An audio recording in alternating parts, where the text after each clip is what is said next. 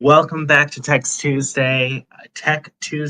I'm your host, Jordan Evans, and obviously it's been too long since I've done this. I'm happy to be back. I'm really excited for this conversation. What we're talking about today is the evolution of tech in senior living. Um, just from the perspective of some really awesome people that went to a really awesome thing and came up with something really awesome. And so let's get into it. So, without further ado, we have Deionte, VP of Sales at AccuShield, fellow bald man. That is today. I'm dealing with like my head shining a little bit, as I'm sure you can relate. And we also have Anna, who is the founder of the Purpose Equation Purpose Guide. And I'm just so glad to bring on two really close friends. I got to meet Deionte in preparation for this, and I met Anna earlier this year, and just like kismet, just great friends now. I'm really happy about this conversation. So let's dig in. So we're talking about something that you created at the Think Take 2023. Was that correct? 2023. Really jealous I couldn't be there.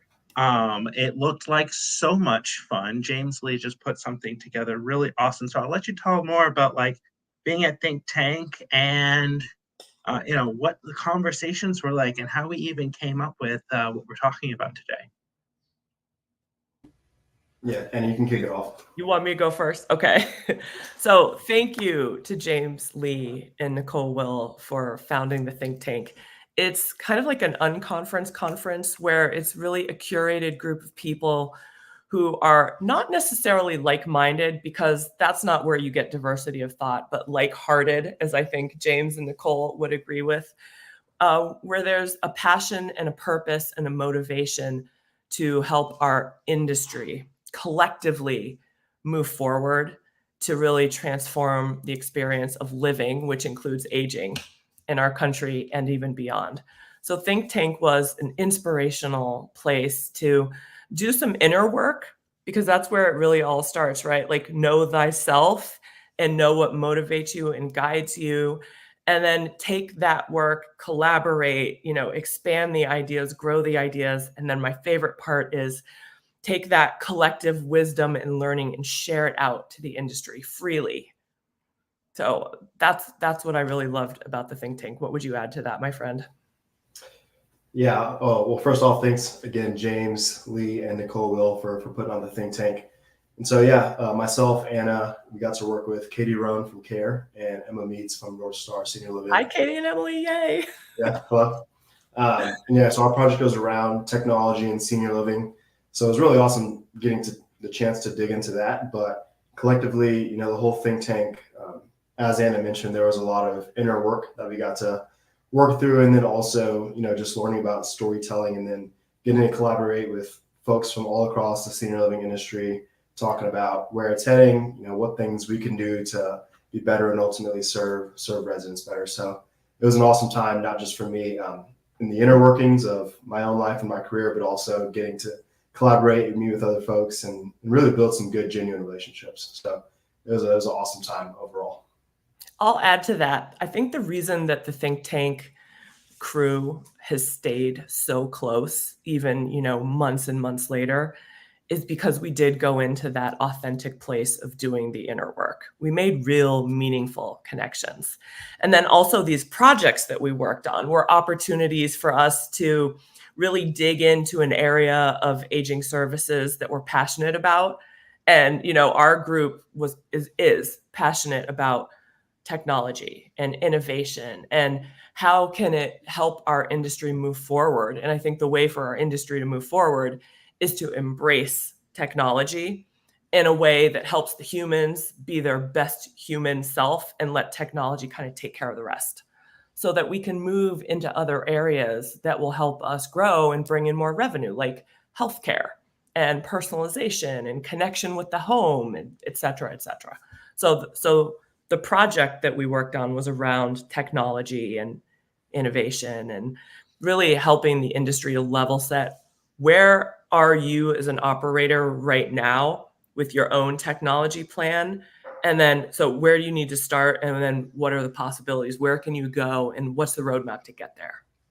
I appreciate you kind of taking a few steps back and saying like where do you need to go? Because like where are you? Wait, I didn't know we had to have a technology plan. Like hold on.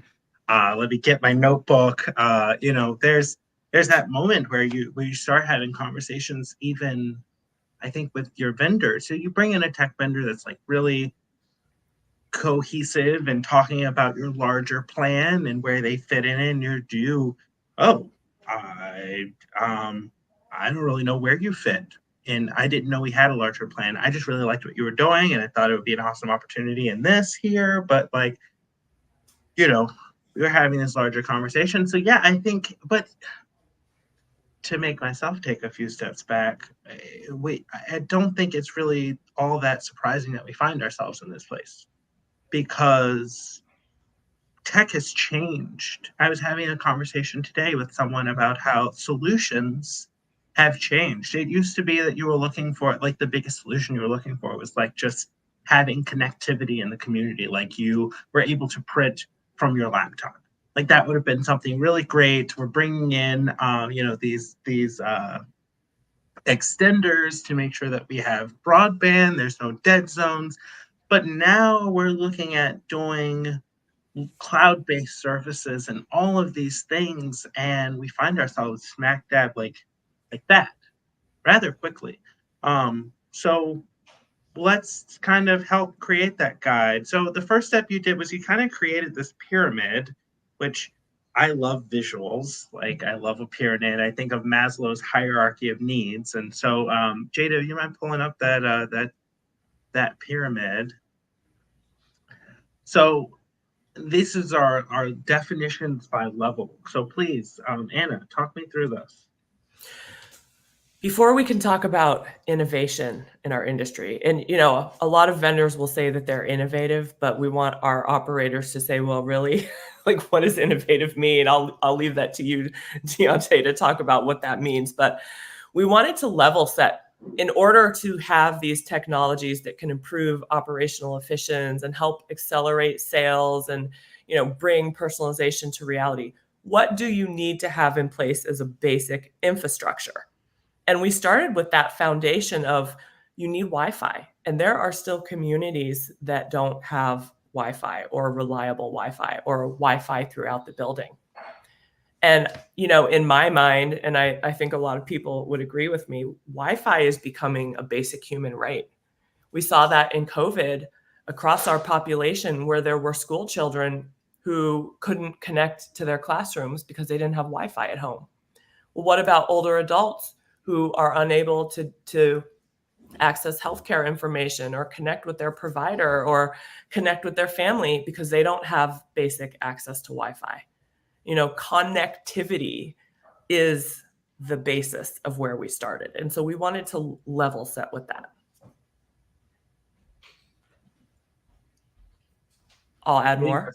Yeah, I was about to say, do you have more? Yeah.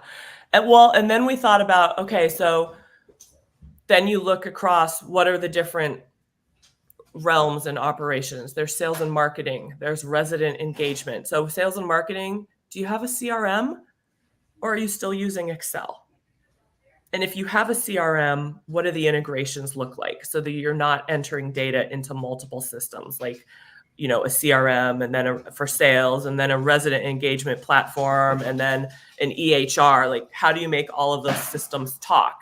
And that's a really important conversation to have with your technology partners, because in order for this to work, it really does need to be a partnership. And then we can move on to, other, like I would say, basic safety that AccuShield offers. How are you monitoring who is in your building? What does basic security look like, right?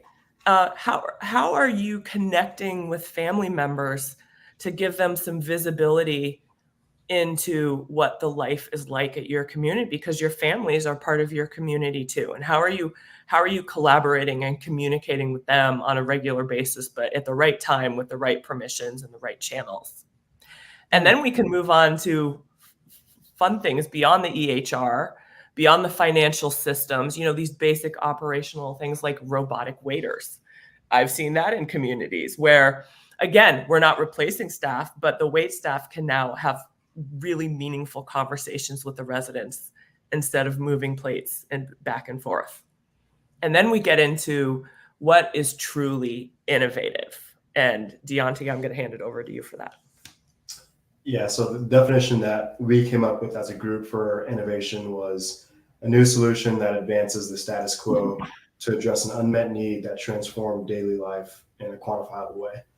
And I think a lot of, especially being on the vendor, on the technology partner side, a lot of people try to jump to having a solution that's, very innovative, right? But if you don't have these other areas in play first, then, your solution's not going to work the way it needs to work.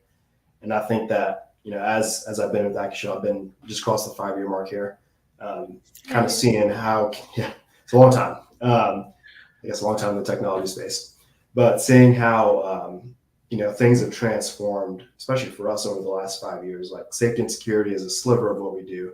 Now there's other things we do in terms of helping with occupancy and reducing resident isolation. We do stuff on the scheduling of staff side. So, and that's really just comes from listening to our partners and, what do communities want? What do operators want? And figuring out, we don't want to just fit one baseline need. We want to actually deliver products and solutions that's going to help you take care of residents better and just provide a truly innovative experience. So that's the thing I think is really important to understand is you can fit one of these needs that can be the entry conversation. Let's start here. Like, I don't want to sell you this because I noticed that you don't have this. And I think that this is just the bare minimum of what we need to address in your community. And I feel like so often people want to go for the highest, the thing, the big innovate, the big thing without really, like AccuShield comes in and makes sure that you are tracking who is coming in and out of your building. And that's like we should be tracking who comes in and out of our building. But then I just recently heard about this and I'm in love with it, how AccuShield's combating loneliness and isolation by using the numbers and analytics from who's coming in and out of the building and who they're going to see. And that's innovative. Like that changes the game. That is not only helping me meet my needs, but it's also we are proactively helping and working as a team. And actually, if we go back to that visual, speaking to this is what helps you create partnerships. Yes. Having just someone come to you and say, oh, I want to buy that, that, and that. That's how you create customer relationships. But if you really want to build partnerships, like you need to refer back to this. I recommend everyone just like take a screenshot of this and print this up and put it on their wall. Vendor and Jada, if you go to the like, next slide, we got even more specific. So this gives the definitions. These were some ideas that we had about. So what are those different technologies at each of those levels? I love this AI dementia care app for caregivers. And it's so funny is that hi Rachel? Is that it's so robot waitstaff? Are you considering that high or innovative? High, not innovative. Whoa. My brain just exploded. Tell me more. Like, why is that not innovative? That is adding to, that is, I think, helping with the status quo. It's making things better. It's making work better. What's innovative is integrating AI into a robot so that it can actually help the staff to learn about the residents and understand what they want to eat and be more proactive, right? Like to me, when we're talking about innovation, it's how can we be predictive? How can we be proactive? How can technology be a true partner in health and wellness rather than kind of like adding and deleting? I love this. This helps. I think this really helps us hold vendors accountable for really bringing innovative and culture changing and the way we do things changing solutions to the space. Like I know people who have who work for or have companies in the moderate and high level that think that they're like changing everything. And I'm looking at this and I'm like, wow, I thought that wearables, waste and recycling, like there's all these things that people are like, this is going to change the way we do things. And it's like, well, no, it's going to add to the way that we Yeah. currently do things. Like it's Yeah. going to help wait staff or, dining staff really be able to just serve residents faster. But it's not going to Mhm. change the way we do Right. things. It's just going to Exactly. add, and it's going to make the way we do things just a little bit better. By the way, I'm a huge fan of Apple Watch, the whole iOS ecosystem. I have a friend who's in her 80s, and she just went to her doctor because her blood pressure has been fluctuating. And her doctor said, you need to go buy an Apple Watch. This is how we're going to do remote monitoring.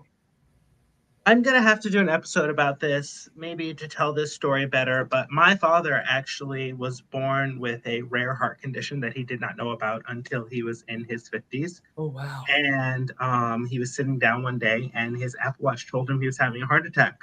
Now, my mother disregarded it because she's like, he's a marathon cyclist. He rides 100-mile bike rides. He's a cyclist. He's fine. Well, he actually dropped dead in the. He didn't drop dead. He's alive Oh, now. God, you scared that me. story. Yeah, sorry. He's alive now and totally Okay. normal, but his heart just stopped. And if he wasn't in the hospital and the Apple Watch did not tell him to get to the hospital in time, he wouldn't be with us today. And I don't know where I'd be without like a life without my father. So yeah, like the Apple Watches and just wearables have, I think it's pretty innovative. But even still, like I think it's how we better serve our patients, our staff, our residents. But I yeah, mean, what could so be more innovative is when we get beyond wearables and we use radar and Bluetooth and other things to just detect health without a wearable. There's a lot of people who don't want chips. something attached to their body.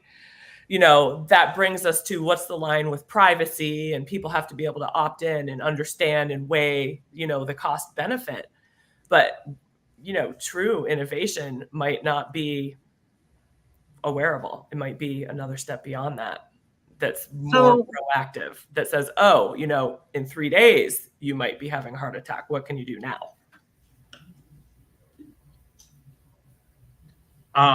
that's yes. So we have all these cool things that are coming to the space.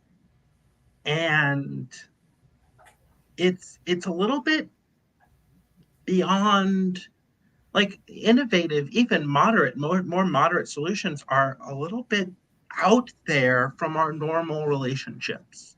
And so integrating them and even looking at a partnership is hard because I don't really know how. I don't know how to. I don't know much about that. So I don't know how to bring that into our system. I don't know how to bring that in, how to train our staff and how to do all of these things. So if you talked about that too. Yeah, we did. Tell Both, me more. both. I've worked on the, the tech company side and also within senior living communities.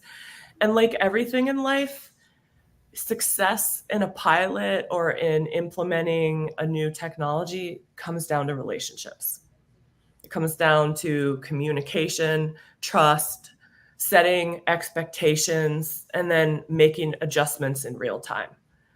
Can I add something to what to listening too? Yeah, I Because mean, like a communication is relationship. mostly listening, right? Good communication is. Yes. Yes. And so I have been in the role of a vendor. I prefer to say a partnership because that's really the goal, right? Where you do a needs assessment and then we're in a pilot. But we didn't communicate about, well, what are the goals of the pilot? What does success look like? What might hold us back? Do we have champions in the community who are properly trained and are going to have ongoing support? What are our feedback mechanisms going to look like? What is a win? And all of that needs to be communicated ahead of time. And from the operator side, if you're going to have, here's me preaching, but if you're going to have champions in the community who are going to be, responsible for fully engaging in the pilot, operators, please give your community leadership the bandwidth to do that. If they already have a full-time job or more than a full-time job, and then a pilot is plopped on top of them, that's really challenging to make it successful. And if you're going to make an investment of money and time is even more important here in the long run, let's really plot out what this pilot looks like and have a great partnership. Yeah. And this is a reference to our project where we put our heads together and really created a roadmap for what can these conversations between an operator and a technology partner look like to get on the same page and to have fluid conversation and to set expectations. This is how you build that relationship. Yes. Deionte, tell me, when AccuShield's going in, like what does that look like with this roadmap?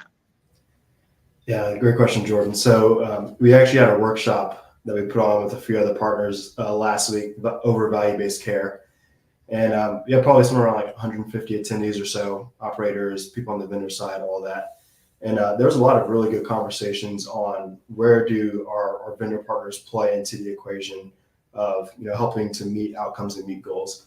And I think there's a couple of things that really stood out to me. One is holding your partners accountable. So like you as an operator, you really have the power, truthfully.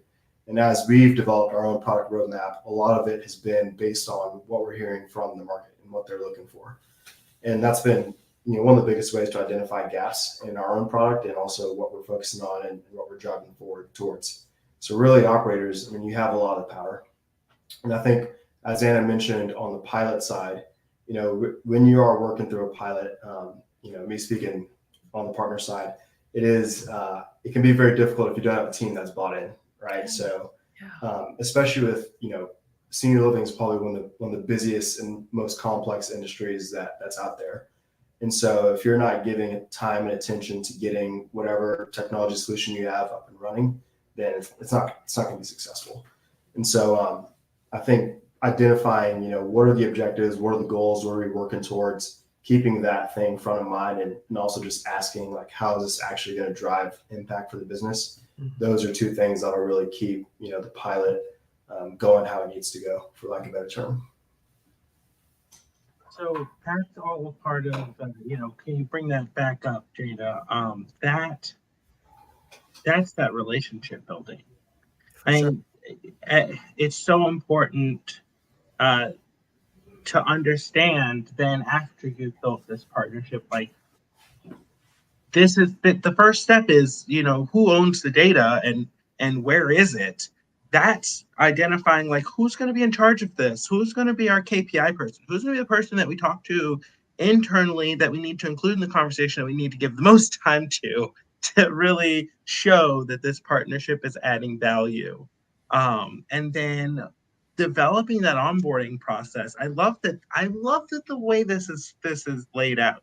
Like, let's talk about data first before we talk about how we're going to do it. Like, let's talk about what we're looking for before we talk about how we're going to do it. And so often I feel like we get into things before so many of us aren't focused on data. So we aren't. Yeah, Jordan, and to even go back to what you mentioned about the relationships, I feel like at times, and I have the tendency to do this as well, is we really overcomplicate what business is, and business is really just relationships. Yeah. And so if you're looking for a partner, whether it be technology or whatever, you gotta like the people you work with or that you're going to potentially be working with. And I think, there's got to be a mutual respect, but also like if you're having issues, if you're running into things, even if you're in that kind of sales cycle dating period, like, are you enjoying working with them? Are they helping you out? Are they giving you actionable data that you can use to help drive better business outcomes? Like, all these things are important, whether you're in the pilot process or just vetting out different softwares.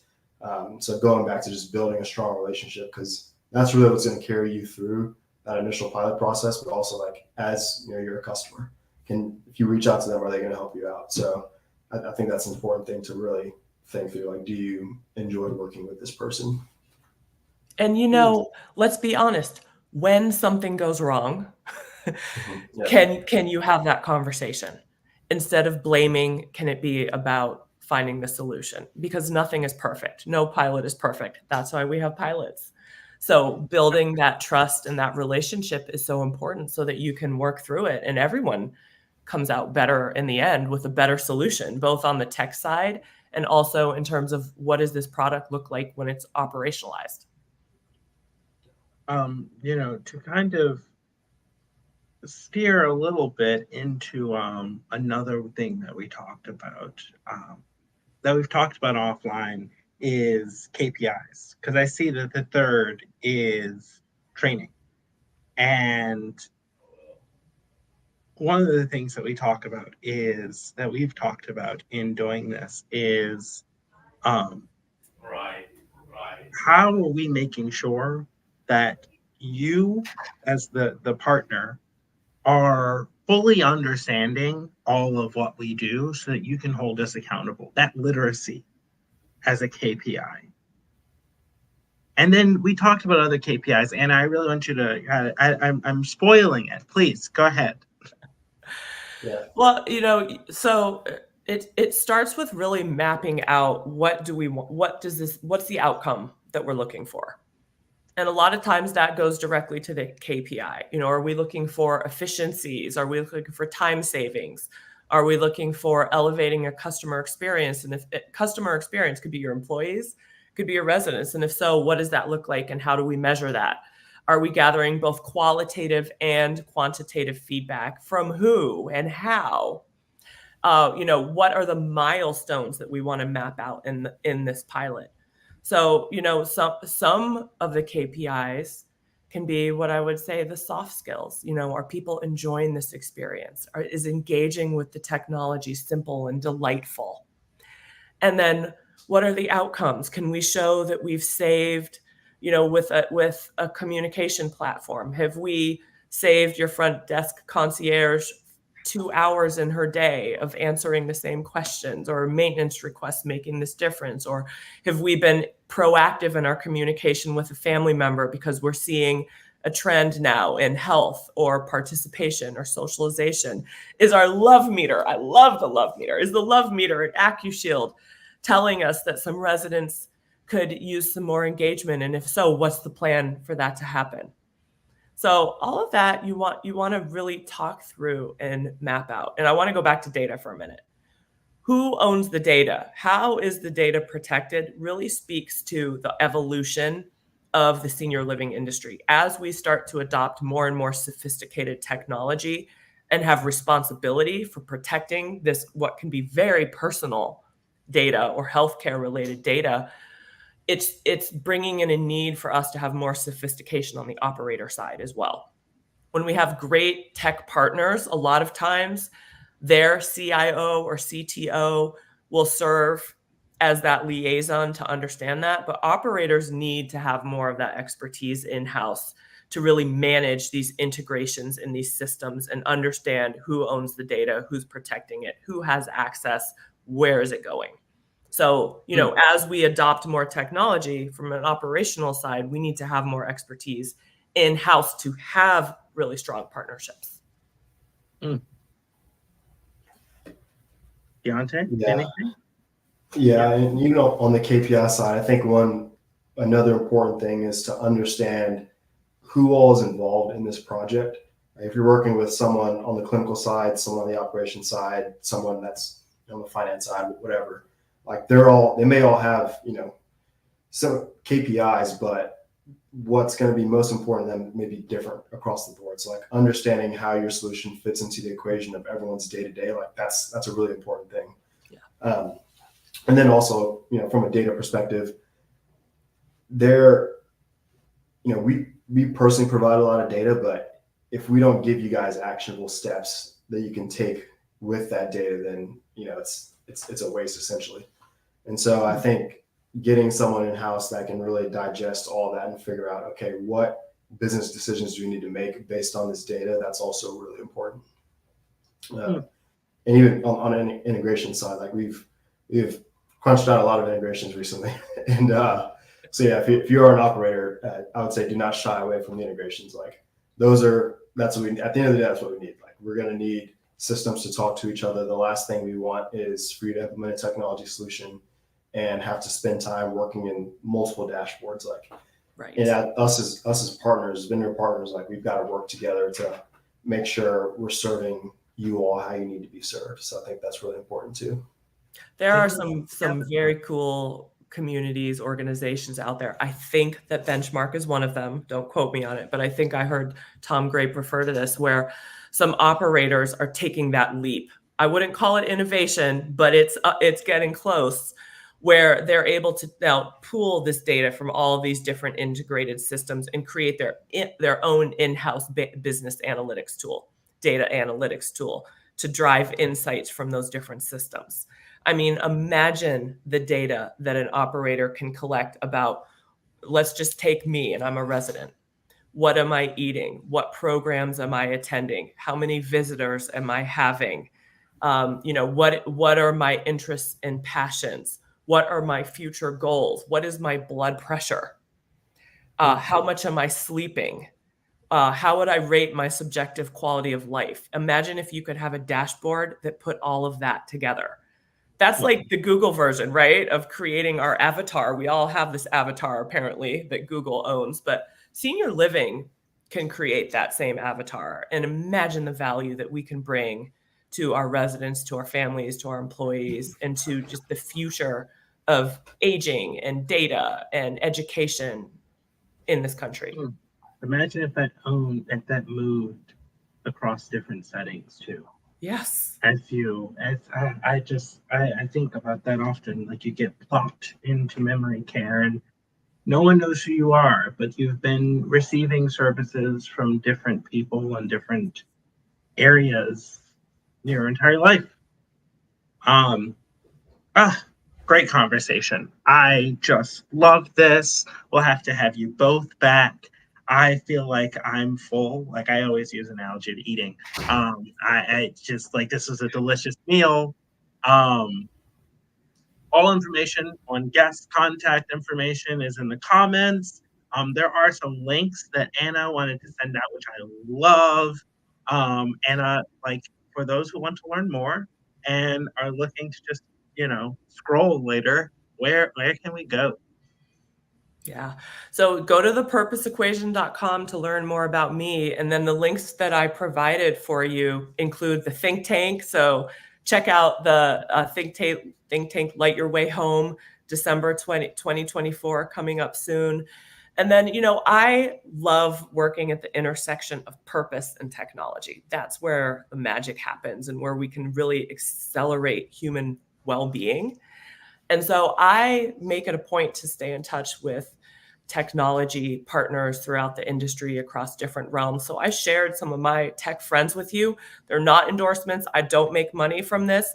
But if you want to have a conversation with a founder who's passionate about making life and work better, reach out to any of those folks.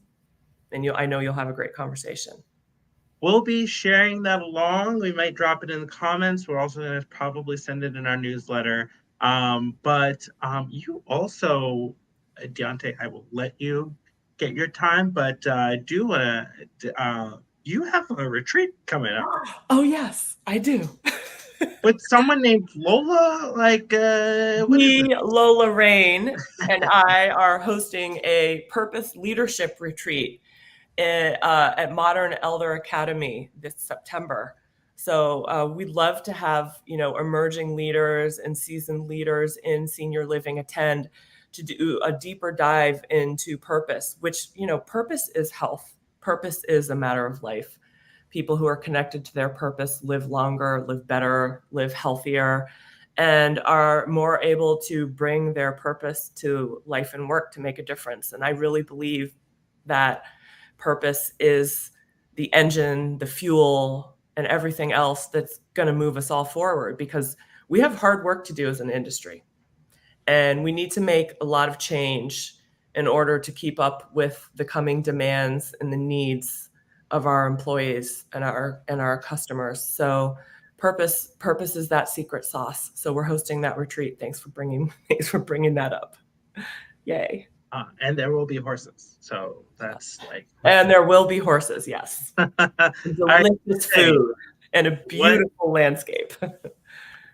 All sounds like really great things. More things that I really want to go to. Deionte, any takeaways? Like, what can we? I mean, Project Love Meter is pretty big. So, like, that's definitely something to watch out for. Yeah, we're really leaning in hard to this value-based care model as a company, AccuShield, and we've been working with Bickford Senior Living lately to. We launched Volunteer Management Project Love Meter, basically looking at residents who may not be receiving a lot of visits, could be prone to social isolation and depression. So we're working on combating that by helping communities get volunteers in the door to meet with those residents. And we got about 40 communities that are using it. So far, it's gone really, really well. And residents are loving it, communities are loving it, and we're leaning in really hard to that. So check that out online, projectlovemeter.com. We also do a podcast with Fin Technologies, Todd Petty over there, Senior Housing Unfiltered, so you can find us there. And and last thing to Alicia's comment about technology and waste/recycling, I did look up waste harmonics, and one thing we say internally, and one thing that's kind of our, one of our driving factors is we want to take things out of the backpack of senior living rather than put things in their backpack. Mm-hmm. And just from what I looked up on Waste Harmonics, looks like y'all do that too. So I think that's really important. So we want to make your lives easier. And as a technology company, that's what you should drive towards. Way to go, you. Just like, right? Pull it out. You come back to this show. Like, I like you. We got a bunch of mantras. I tell you, here is my takeaway. Takeaway from this episode has been as tech has changed and the relationships with the types of relationships we have has changed. It's still all about relationships and building that relationship. And I think that, listening and understanding what's important to you and, all the things that make for a great and positive and mutually beneficial relationship. Like if you don't have one of those in your life, learn how to have one of them in your life so you can bring it to your business so that you can understand how relationships in business. But I digress. I think that this is a really great model to help you put the ball back in your partner's court. As a community leader, this is a great model. Like I recommend you print out that pyramid and send it to all your vendor partners to say, hey, here's circle where they are and circle where they need to be and circle where they need to strive to be. And that is putting it back in their court to be your partner and continue to hold you accountable to growing so that you can hold them accountable to growing and you can really build that, which is just like a relationship. So it's back to, quality relationships. A good relationship with someone is someone that continues to help you grow. But, business work is human work, is people work. So this has been Tech Tuesday. It's really loaded. If anyone needs to take a walk after this, I absolutely get it. We're here every Tuesday at 1:30. I'm your host, Jordan Evans, and I'll see y'all next week.